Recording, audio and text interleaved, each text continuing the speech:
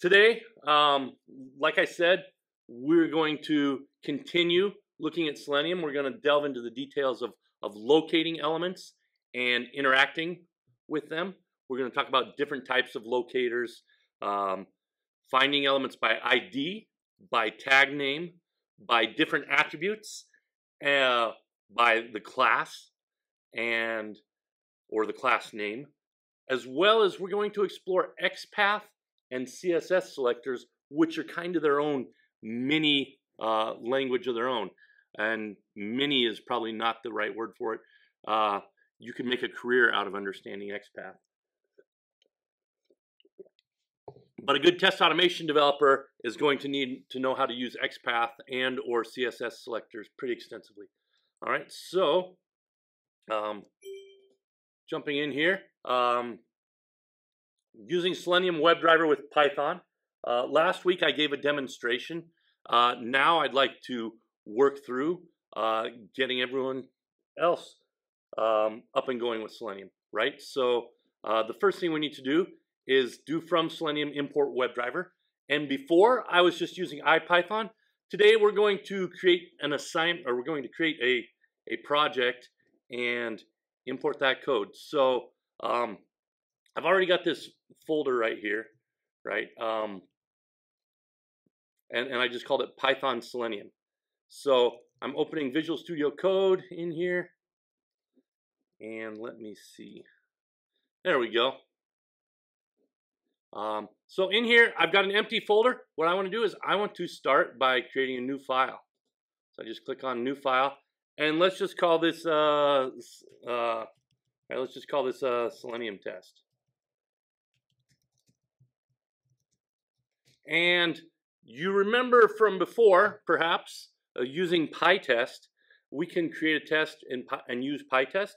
Let's just do test using Selenium. And so we want to create a function with def, test using Selenium.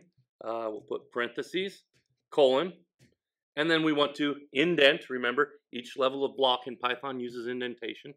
And well, we want to create a driver, a WebDriver instance. And in order to do that, we do WebDriver.chrome. And let me see here. Going back to our PowerPoint. We need to do from Selenium import WebDriver. So that's what we'll do up at the top of our file. Before we do that, actually, let's just make sure our test works, right? So we want to print starting test. So now I have this very, very basic test that doesn't test anything, right? And I can just do PyTest or PyTest instead of Python. If you don't have PyTest installed, you can do pip install PyTest. And it says it's already satisfied for me. That's great. So I do PyTest, and it should find my test, and it finds no tests. I've got Selenium test.py, def test using Selenium.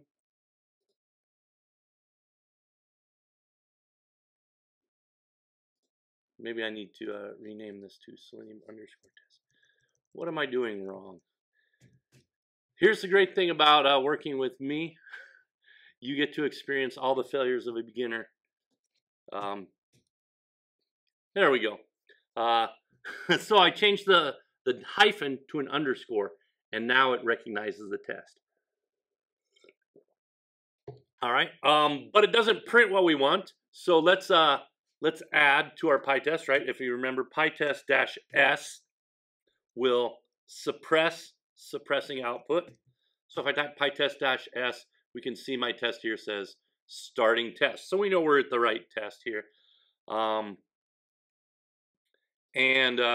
Let's actually now from Selenium. So Selenium is the package or the module. I'm not sure what the right way to describe that is. Packages and modules are kind of synonymous, like the way you talk about functions or methods in a class are synonymous. A package is something you import. A module is the code within it, maybe. I'll need to look up the correct definition. Oops. from Selenium import WebDriver. I can't type and talk at the same time, which is really bad if you're trying to do a live webcast. All right, so from Selenium, import WebDriver. So we're importing the module. If you don't have it, just like we did pip install PyTest, you can also do pip install Selenium. And Rashmin, let me know if you've got that. Like you've got pip installed, you can install Selenium, you can install PyTest. And yes, it's already installed. Thank you. It's good? Great. And then if you do PyTest, does it run the test if you create a file, Selenium test? Yes, that also. Okay, great.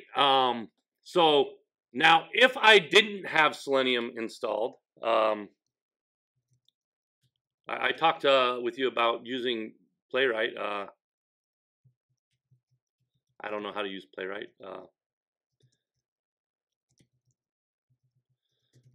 But I think I've got Playwright installed actually. Now if I run this, if you have a problem with an import,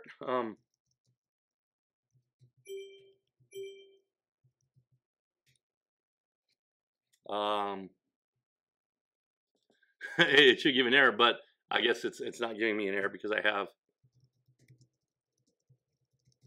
Here we go. I don't have whatever.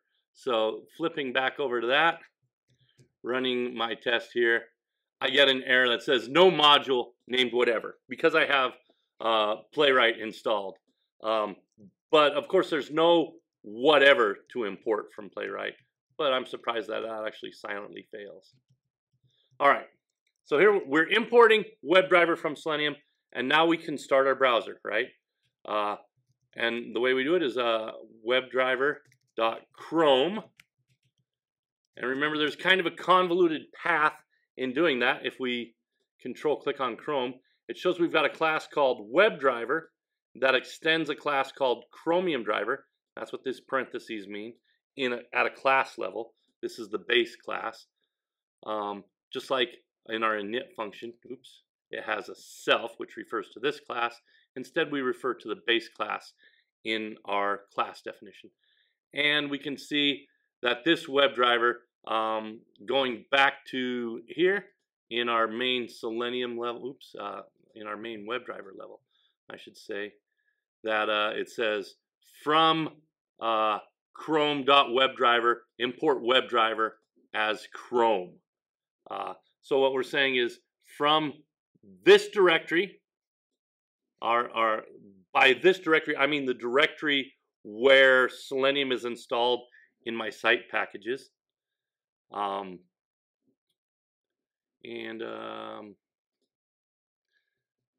I reveal this in my Finder, it'll show me, oops, I need to go back over here. I'm going to look a little bit at where packages are stored. So you can see here under wherever Python 3.10 is installed, it has just this base package. So this is where Python is installed on my computer. I don't know exactly where it is. There's a package under Python.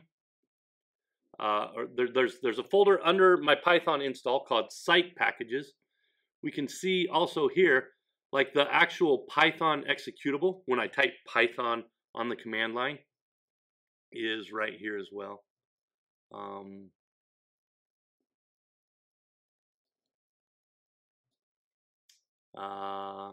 right, I don't know where that's. But anyway, getting back to under site packages is where, when I do pip install something, it goes from site packages. So there's a site package for Selenium, just like there's a site package for PyTest somewhere in here.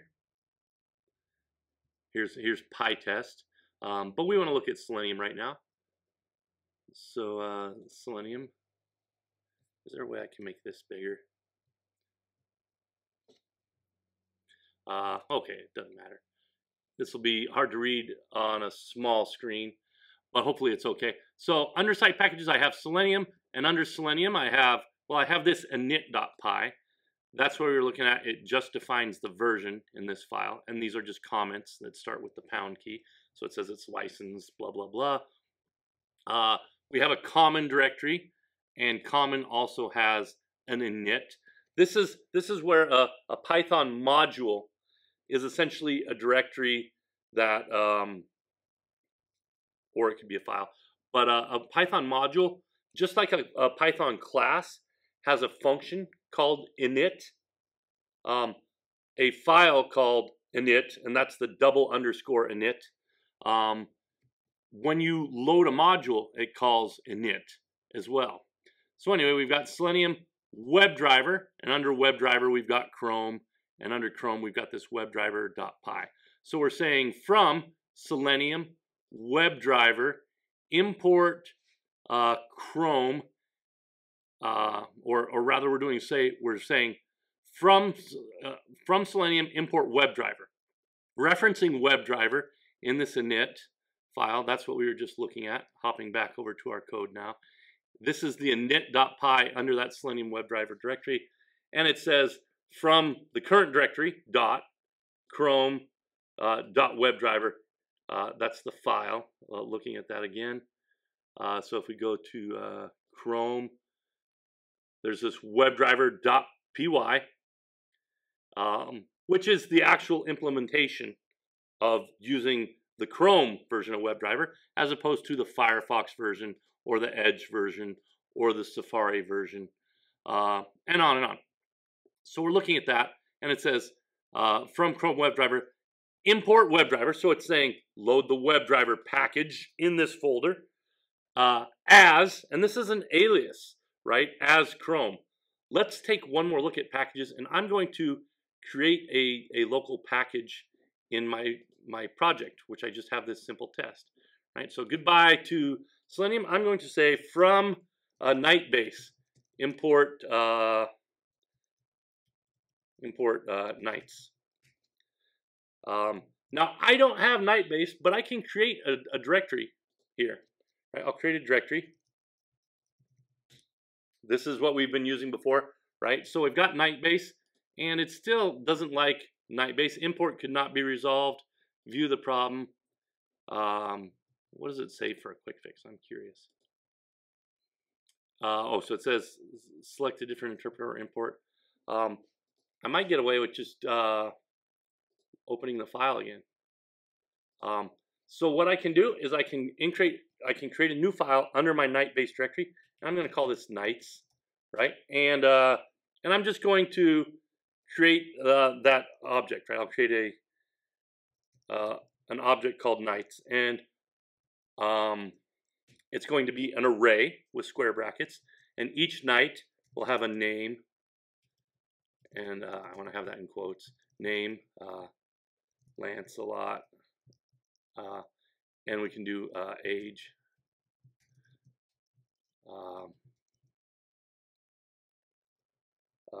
32, I guess, and then we'll give him a title. I believe Sir Lancelot is the Brave, right? In Monty Python. I need a Monty Python expert to help me out here. Let's get that over. And then we can have his favorite color as well, which I believe I said was blue previously, but maybe it's changed since then. So we've got Sir Lancelot. I'm going to make this a little bit smaller. Hopefully this is still readable. And then I'll just create a couple more, right? I'll create Galahad. We'll make him like 24. And I believe Sir Galahad was the Chaste. And his favorite color, of course, would be red. And maybe it's the Pure. I don't remember.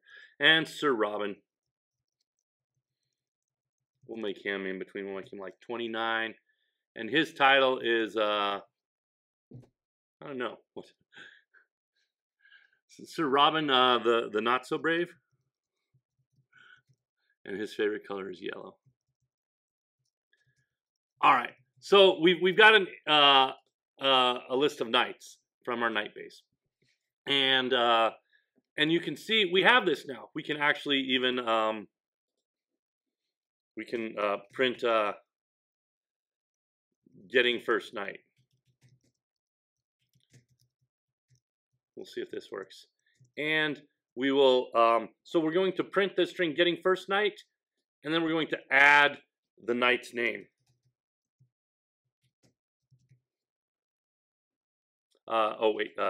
Night's sub-0, so the first night name. Let's see if that works. And then the last thing we're going to do is we're going to do driver equals WebDriver.chrome,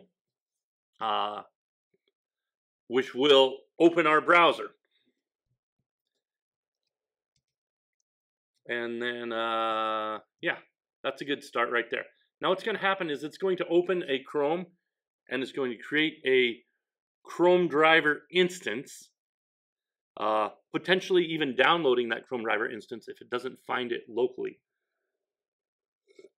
Either in my path for my operating system. So let me see. If I go here, I type WebDriver, it says WebDriver not found. I could do something to install it. So I could do like npm on Node, but I'm not going to do that. Node.js, JavaScript. What it's going to do is it's going to look for it. It'll also look in a directory under my home directory, .cache, I believe it is, /selenium. Oops, what I wanted to do is I wanted to list the contents of that directory. And we can see here, I've got a version of Chrome driver that looks like it's pretty old.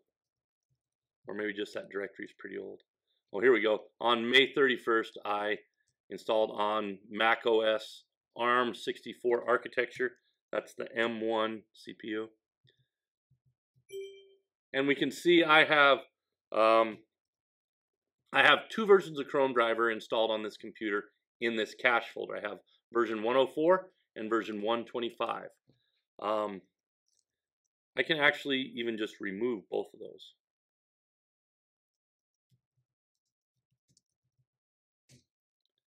And now you can see in my cache directory, I don't have any WebDriver. And for curiosity's sake, I'm going to find out which version of Chrome I have installed. So about Google Chrome, it looks like I have version 125. So probably last week when I installed, or when I ran tests, it installed the correct version of Chrome driver to match the version of Chrome. Now remember, Chrome driver is the implementation, oops, I didn't want to make that go away, the implementation of Selenium WebDriver for Chrome, in particular Chrome version 125. All right, so back to our test. We're going to create an instance of our of Chrome driver. That's what this WebDriver.chrome does. It's going to open Chrome. Now I'm going to add one more thing. I'm going from sleep import sleep.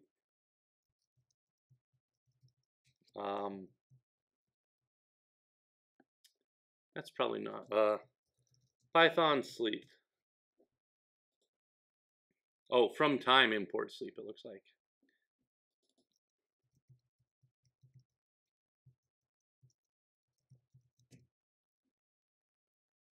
Sleep is not accessed. Okay, so what I want to do here is so that we can see our browser open before it closes, I'm going to do sleep, and I'm going to sleep like 5 seconds.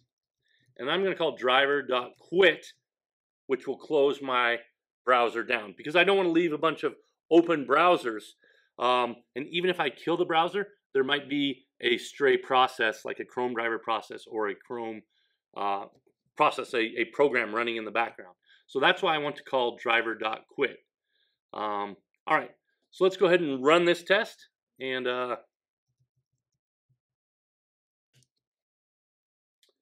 type module object is not subscriptable. Okay. So remember I talked about nights. Okay, so now we can see. So let me clarify what's happening here. From nightbase directory .nights file, this nights.py, I'm importing my nights object, which is this list. Now I'm going to show this running, and then I will make one change to that to make it a little more user-friendly. Okay, Dictionary object has no attribute name. Sure looks like it does. I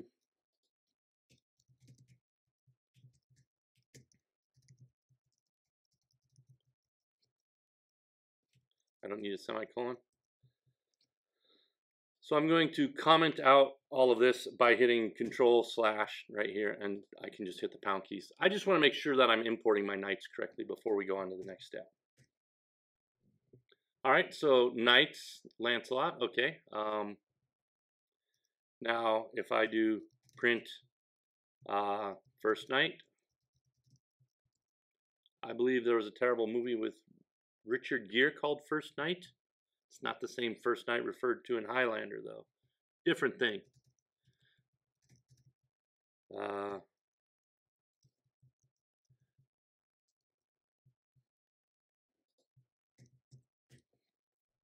All right, so we've got knights. It returns our array with our list of multiple knights. First knight, knights Sub-Zero, returns Lancelot. Oh, here's, it's not dot name. Please correct me if you know what I'm doing wrong, so we don't waste both of our time. It's brackets name. In other programming languages like Java, you'll do that. When we reference a class, we will also do that. All right. Now I'm feeling good. I think it'll work. All right, we're getting our first knight, Lancelot. Okay, we can remove this, and now we can open Chrome, and we can sleep 5, and then we can quit our WebDriver process and close Chrome. All right, let's see if it works. PyTest for the win. Selenium test starting test, getting first knight Lancelot. Now this is kind of inconvenient because it's launching off screen. Okay, so it was opening behind my terminal. So let me see if I can add one more feature here. So I'm going to do driver maximize window and see if that will bring it to the front. So I can run it from here in Visual Studio Code as well. Oh, it's running as Python, not as PyTest. So, but I could do PyTest.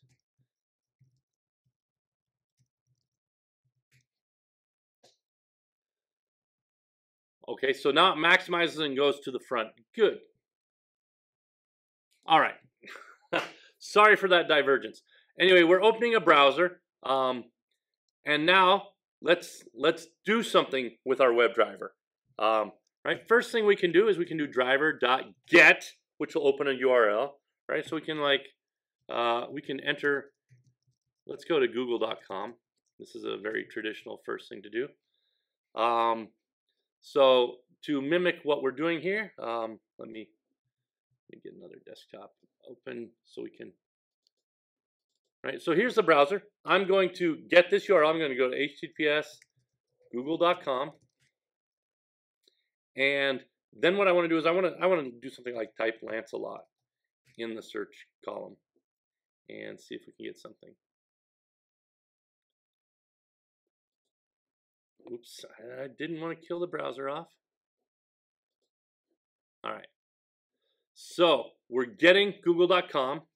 Now the next thing we want to do is we want to print driver dot not get title, just driver.title here. By the way, with the text, it looks like text usually doesn't work with Python. You actually have to get text content for the issue I was having last week. Or get attribute inner text. I don't want to click run Python. I want to click.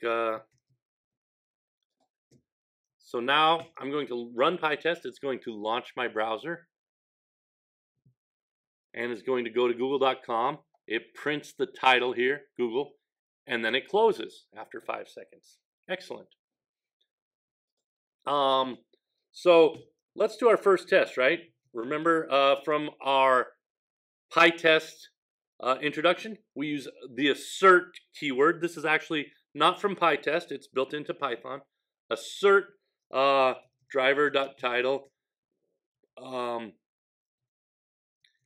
Is it includes or contains? But why did it come up with that?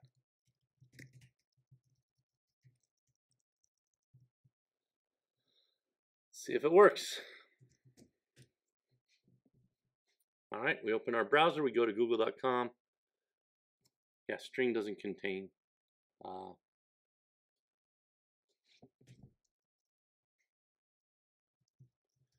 We're going to go with equals right now because we happen to know that it equals Google. In other languages, you might have an assertion library that has methods on it like contains or includes, and that's where my brain's getting messed up. Okay, so we see this is the title we got. The title equals Google. That's this dot is our check, right?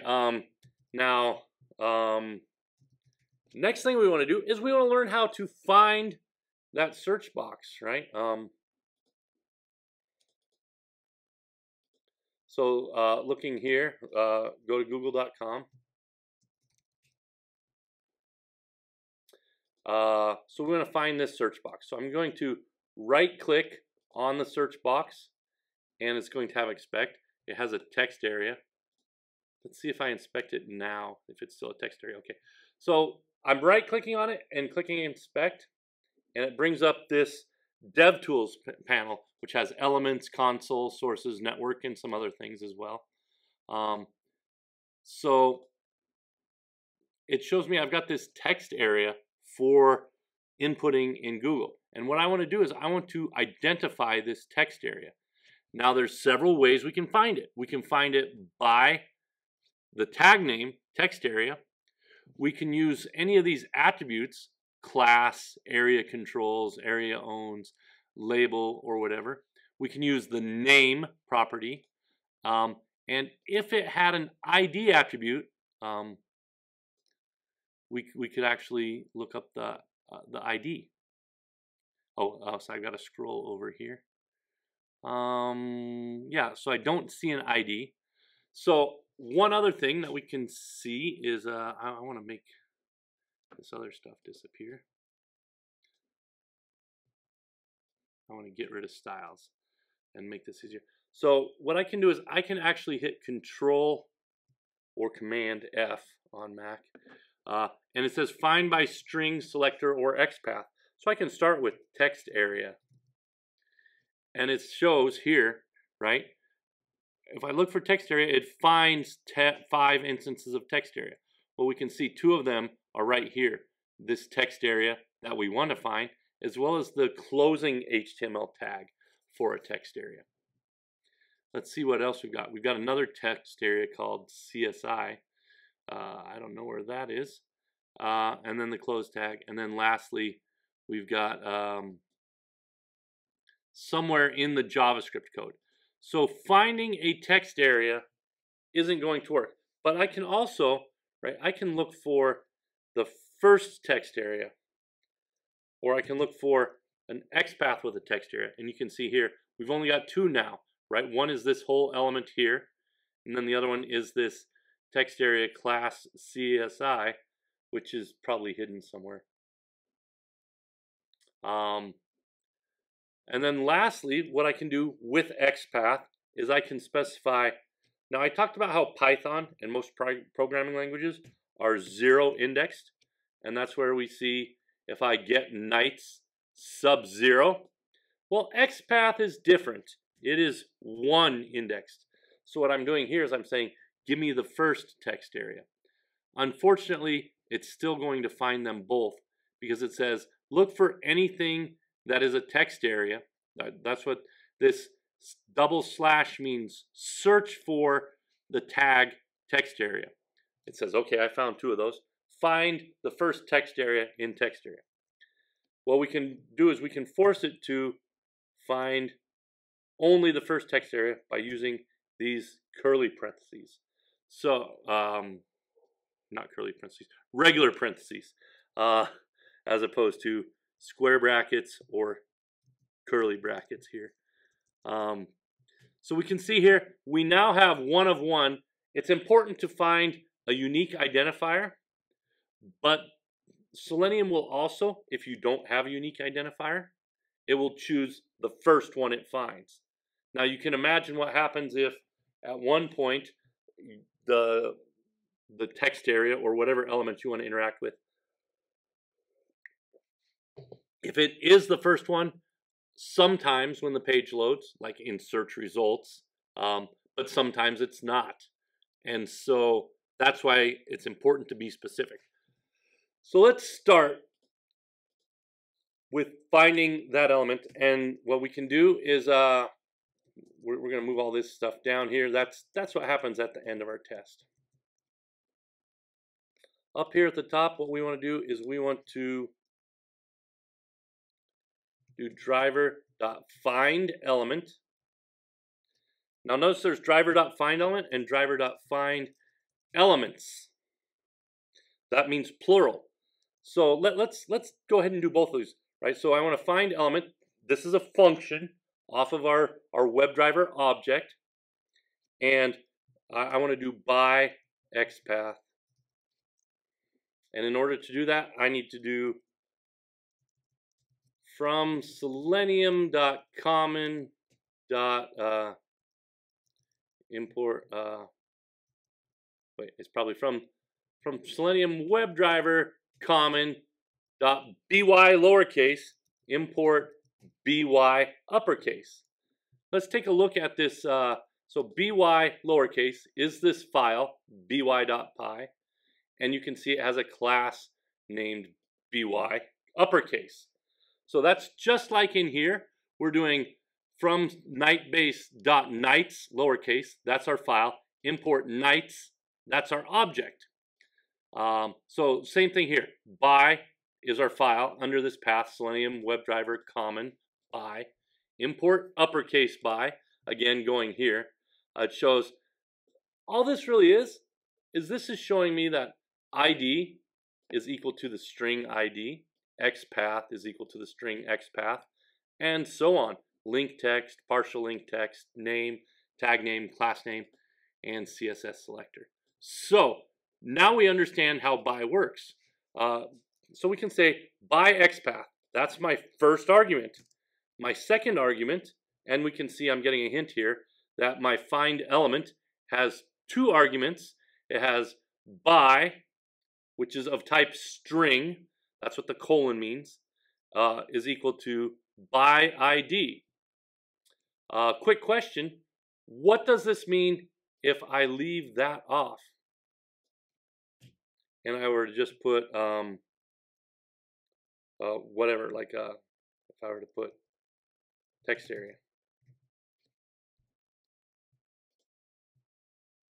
So let's take a look here. Find element, self for the class refers to itself. By defaults to by ID, and then value can optionally be none. So let me see. Is there anything on the Google homepage that is by ID? So I'm going to do give me any element that has an ID tag. Okay, so here's this GB. Looks like we got 46 things. Then we got this this next one that has an ID is GBWA. Oh, so there is an ID on this, and maybe I just didn't see it because I had to scroll to the side. So here we go. ID equals APJFQB, and then name equals Q. I'm looking at this name equals Q for query. It's good, but this ID looks like it probably is going to change on me. It looks like a random string of text, but we can try it out. So we can find element, and then we can send keys, which is to type in it. So we'll start with typing Lancelot.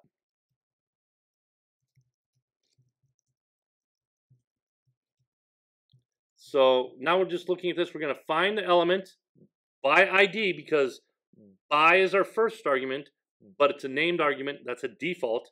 If you remember where I was using the args and the quargs with the asterisks. A default parameter, and I guess that also means that, remember, unnamed arguments have to come before named arguments. So let's look at find element here.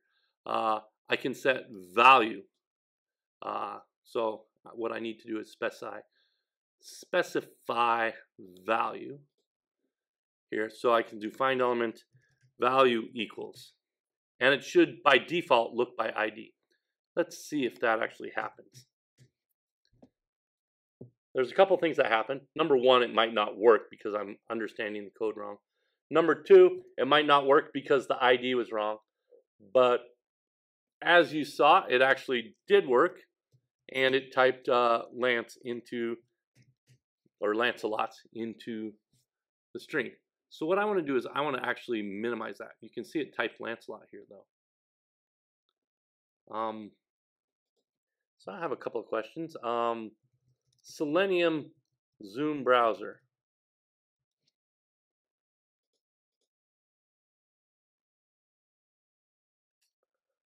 Oh, so it's right. Okay, keys.chord. We're not going to get into that. But what I'm going to do is I'm going to not maximize the window. I'm going to do driver.set window size.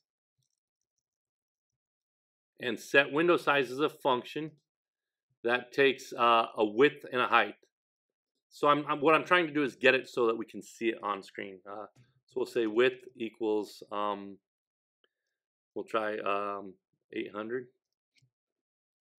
Width equals, not width colon. Let's see, is that an integer? Width, height. Okay, so it's looking for something like that. And we can actually go for height. Try something like 1,000. Okay. So we can do width equals 800, height equals 1,000, which is kind of the opposite of how it normally be. The width is normally wider, but we want a long, narrow version of our browser, just so we can see it now. Okay, this looks good. And we can see it types Lancelot, and it has that sign into Google pop-up. That's great. Everything seems to be working fine for me. Now we can then, after we type in Lancelot, we can next, so again, I'm going to manually type in Lancelot, and oops, what I wanted to do is I wanted to find the button. So I type in Lancelot, and then I'm looking for this Google search button. And now I see I have an element, and does it have an ID? So I'm going to hit Control Find. I'm going to do / input, and it says 1 of 8 here. It's kind of hard to see. Make it bigger.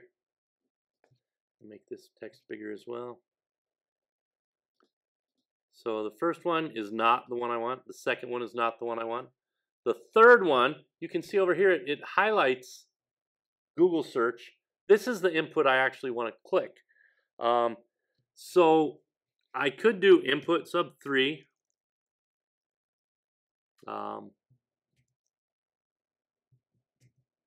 So I put it in parentheses out of all my inputs. I can do input sub 3 with an XPath. But I think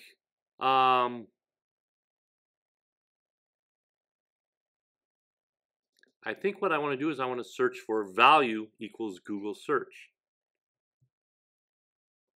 Let me show you how we can do that. So, by the way, that is not the same thing as this value. This value is actually the second argument. This is actually doing by ID, comma, if you remember, but it's omitting by ID. So we want to do by XPath. Now we want to find an input. So for an XPath, we want to find an input, and we want an input with the value attribute. So input is the HTML tag. You can see here with the arrow bracket or the less than sign. It's an input element, and it has a value of Google search. So I want to use square brackets I could say input sub 1 or 2 or whatever. But I don't want to do that. I want to instead say at sign. At sign. Why at sign? Attribute. So attribute, I want an input with a value is equal to, and it quotes, it can do double or single quotes, Google search. And now you can see, this is kind of weird. There's two elements with input Google search. So there's this first one, which is hidden to me, right? We don't see it on the screen. We don't want to use that one. We'd want this one. Let's see what else is unique around here. So role equals button, name equals button K, tab index equals 0, type equals submit. Let's look at that first one, see if it has all these same things. Has the same thing, name equals button K, role equals button, type equals submit. So all these things are the same. And look at that, even the class name is the same. Let's just try this and see what happens. So I'm going to search for an XPath. Now remember, my XPath starts with, and I'm going to put single quotes on the inside here. XPath starts with a slash. The slash in the XPath is the very root of the document, or at least the document body. And so if I did body slash, right, if I do slash body, there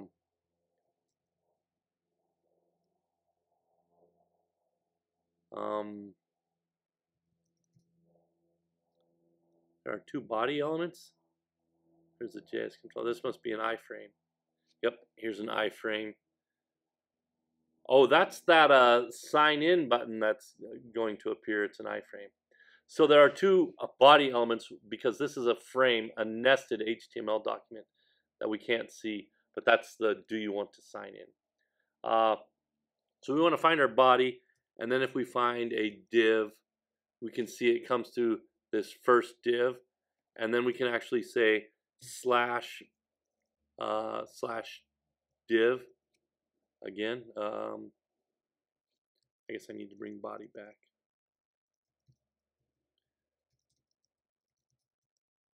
All right, so we can start at the top of our HTML document. HTML. So this is a full XPath starting at the document root. XPath stands for XML path finder thing. So at the top of my document is HTML. Underneath HTML is both head and body. Underneath my body, I've got div, so it finds my first div by default. Underneath that first div, I can find the second div, and I can find an A, and I can find either the first one or the second one, so either the about or the store. So this is what's called an absolute XPath. If I just wanted to find a text area, for example, I will do 2 slashes. So that means not start at the document root, but search anywhere in the document. So getting back to what we want to find by a relative path, an input, and we want to find it with the value attribute.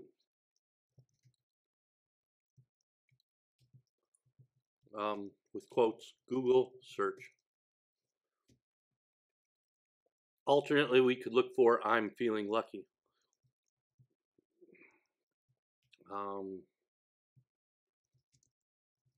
And notice how, because there's an apostrophe in I'm, that I switched to using the double quotes here.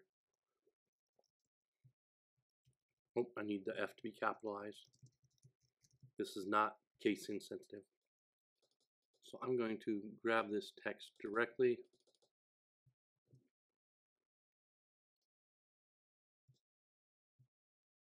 Oops.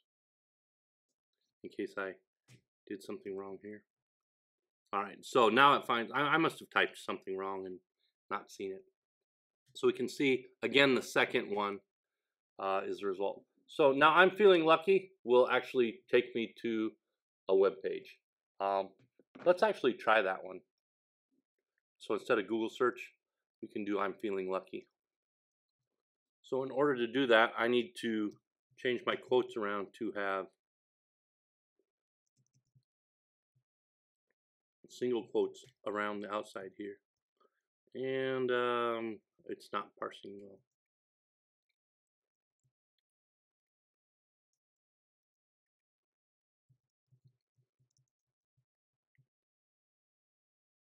All right, so now what I'm doing is I'm using this backslash to escape the apostrophe or the single quote. I could alternately do the same thing with my double quotes by backslash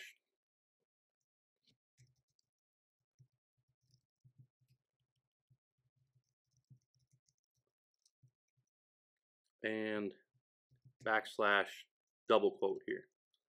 That's if I want to be consistent on that. So I'm going to do it that way. And for this element, I'm going to click it. And then what I want to do is assert. Well, let's print the print driver.title. Now there may be a timing issue in doing this, but we're about to find out. Assert driver.title equals, it should go to Wikipedia, right? Let's check it out. Oops. That's not going to run because as just a Python, it says, yes, you have a function. Thank you for telling me what your function is. Do you want to use it? But I can run PyTest. It's going to open my browser, and then it's going to crash. Element not interactable exception. Okay, so I know why this is. This is because the first element I find is not visible. But if I find the second one, it'll be okay. So what I need to do is, this is one of the most important things in automating with Selenium, is finding a way to uniquely identify an element that is visible on the page.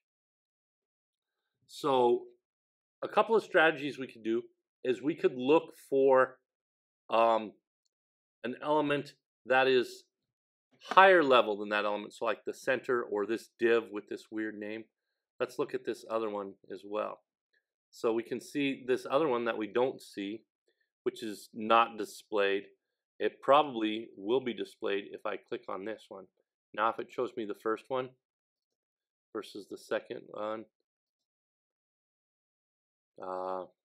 Okay, so here's what I'm seeing, right? Number one, the first element is when we have this drop down of suggestions. It shows me this I'm feeling lucky. But number two is the one when I don't have this drop down, which is hidden behind that drop down. So that's what's happening. It's saying, hey, there is a hidden element called I'm feeling lucky that's somewhere down here on the bottom of the list when I'm down here. That's the first one, weirdly. So let's see, I can also add multiple things, right? So I can say ID equals quote GB whatever. And so now we can see whatever GBQFBB is, that's unique from the other one. So the curious thing is that the Google search, right? So if I do value equals Google search,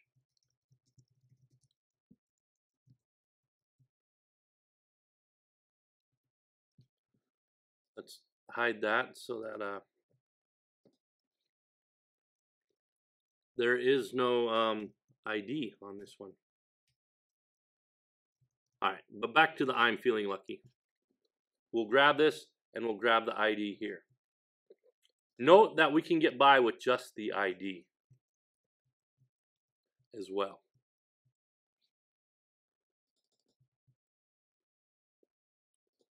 For the other one, the one that's only visible after we type in there, it does not have an ID. Okay. So we paste all of this in here. I need to use backslashes around my parentheses here and here. And now this is getting really hard to read, right? But let's run it and see, and then see if we can do something to make it better. All right, so if we do that, it brings up the sign in, and it actually typed Lancelot quicker than we could see it happen. So what I'm going to do next is I'm going to put a sleep here. I'm going to sleep for like 2 seconds after we type Lancelot, and then we'll try and click the button, and then we'll check for the title equals Wikipedia. So we're just putting this here to be able to see that we're typing Lancelot. Normally, we don't want to use sleeps to control our interface because the time variables might change, which would make our tests flaky. All right, so it's opening our browser. Should be going to Google.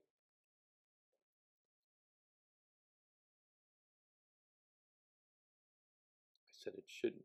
Here's a good example of when something takes longer than you expected.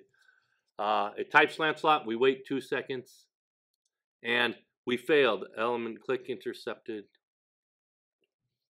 Element click intercepted exception means that we're getting the wrong input. So I'm going to actually sleep a little bit longer. Is it when we type in Lancelot, when we click send keys, is it making that drop down of suggestions? I need to look at that and investigate what's happening. So we'll fire up our test again, and it looks like it is. So I think what's happening here, right? If I remove this sleep, it types Lancelot, and before the drop down appears, it clicks the button, the I'm feeling lucky button. It might not always succeed, but at least it succeeded the first time we tried it. So we type Lancelot, we click I'm feeling lucky, and it goes to the Lancelot page in Wikipedia. And you can see that it actually says Lancelot Wikipedia instead of Wikipedia. So we could correct this, but we have a challenge here, and I don't know if we have time to solve it today, which is a lot of web pages are doing this now.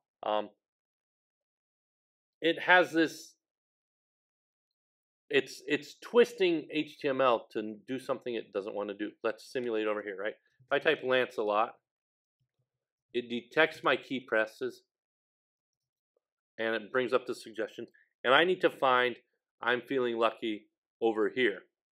So when I wait even just 1 second after typing Lancelot, that drop down appears, and I can't click this button, but then I need to click this button.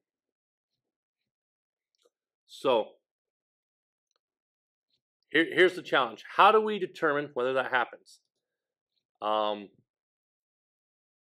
We could know that, but instead I'm going to use find elements. So instead of trying to find the specific correct element, I'm going to look for one or more elements called I'm feeling lucky. So I'm going to do, I'm just going to call it, well, yeah, I'll just call it elements. And then I can say for element in elements, what I want to do is I want to print now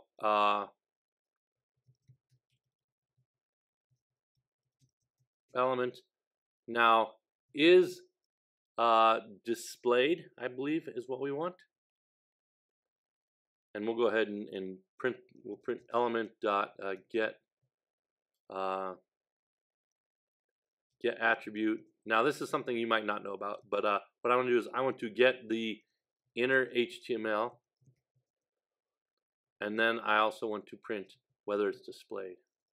And I'll do those on separate lines actually. So I'm getting a list of elements, so I should find 2 buttons called I'm Feeling Lucky.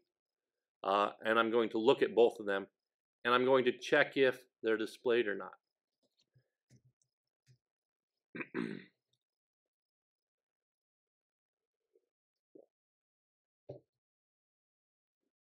All right.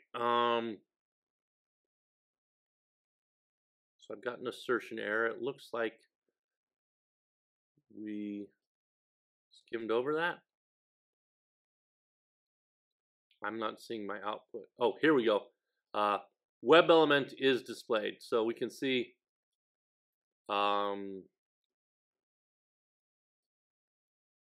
is displayed is a function. So it's saying bound method. Method is another word for function. So that's what I'm doing wrong. I've almost got it. So, but I'm not seeing the inner HTML, am I?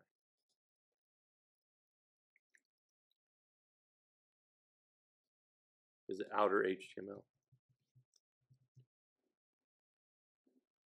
All right, let's run this one more time and then we'll close up for today.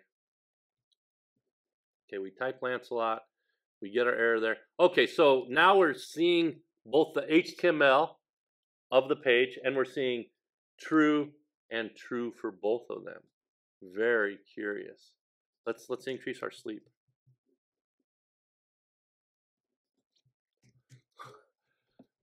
This is more challenging than I thought.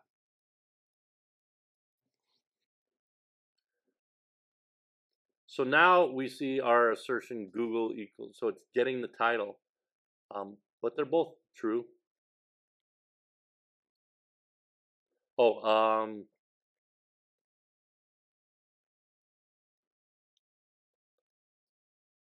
So maybe I want element is enabled,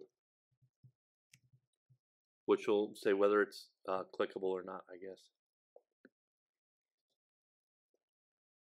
Is there a property visible on this?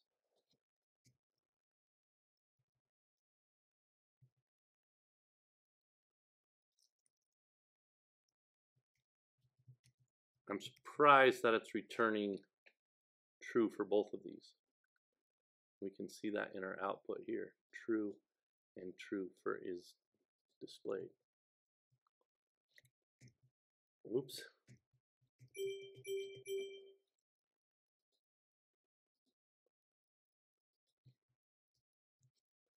It accidentally created split terminal there.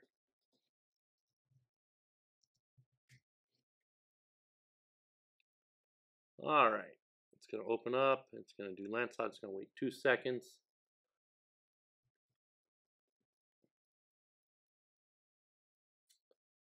And it returns true for enabled on both of those.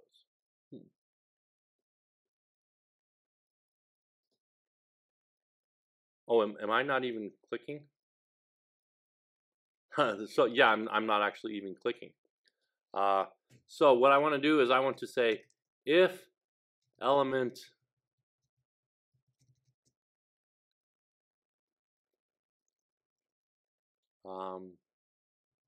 is enabled,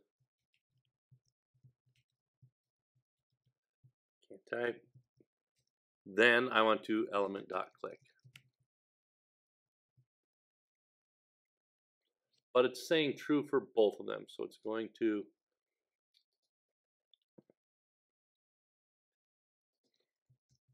all right, I think I'm going to have to wrap this up for us today.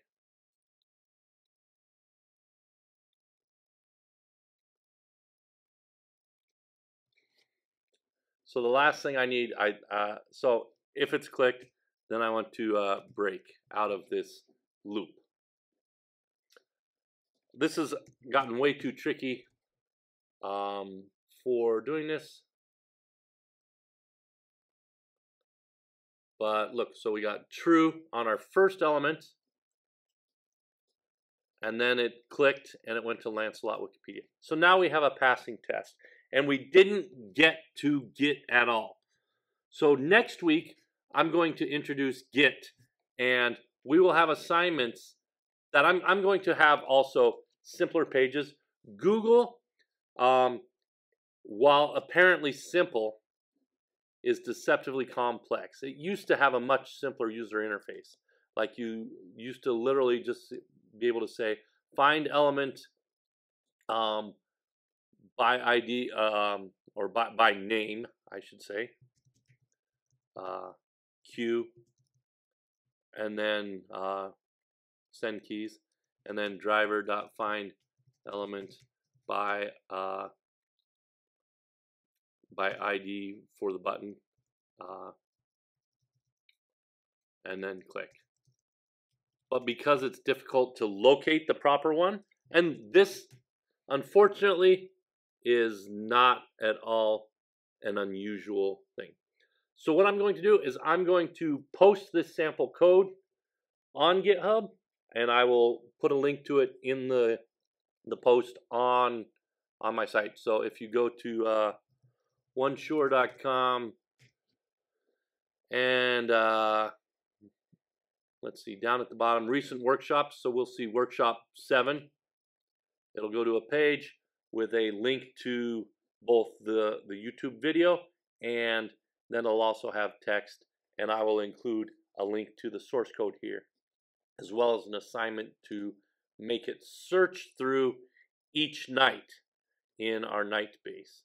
So the idea is we can search for Lancelot, we can search for Galahad, we can search for Robin, we can search for Bedivere or any other knight we add to our knight database. And that will be the assignment. And we will work through that next week, as well as a quick teaser. I'm working on a user interface for our knight database so we can get different knights and see their favorite color. And we'll work on that some more. So that's it for today. Any questions or comments? I'm good. All right. So the Google interface for finding elements was a bit trickier than I hoped. I was hoping that would just be the first part of our lesson, and then we would move on to the project. But we'll see you next week. Okay. Okay.